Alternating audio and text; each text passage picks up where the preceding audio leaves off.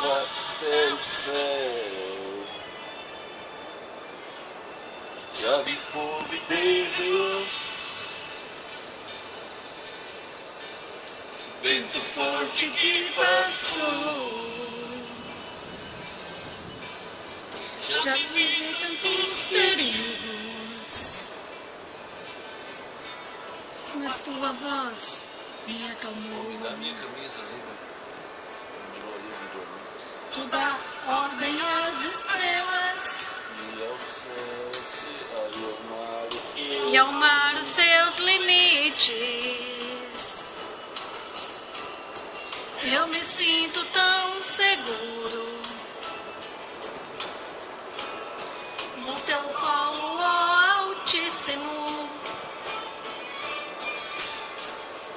Não há ferrolhos nem portas que se fechem diante da sua voz. Não há doenças nem culpas que fiquem de pé diante de nós. E a tempestade se acalma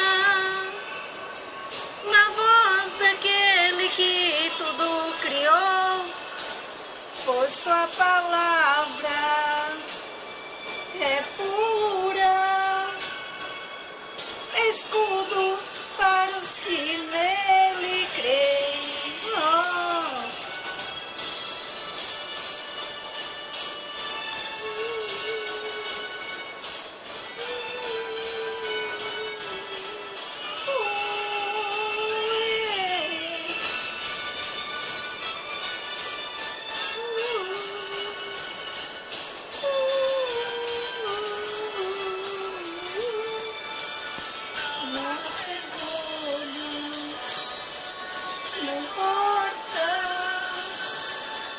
Se fechem diante da tua voz. Não há doenças nem culpa que fiquem de pé diante de nós. E a tempestade se acalma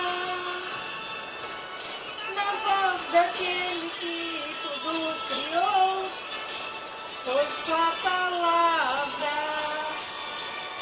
é pura, escudo para os que nele creem. Vou ver o que é isso aqui, ó. Olha, tá doendo muito aqui.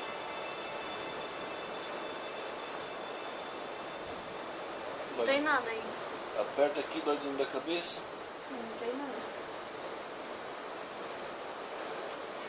Vou dar a camisa para o Jorge.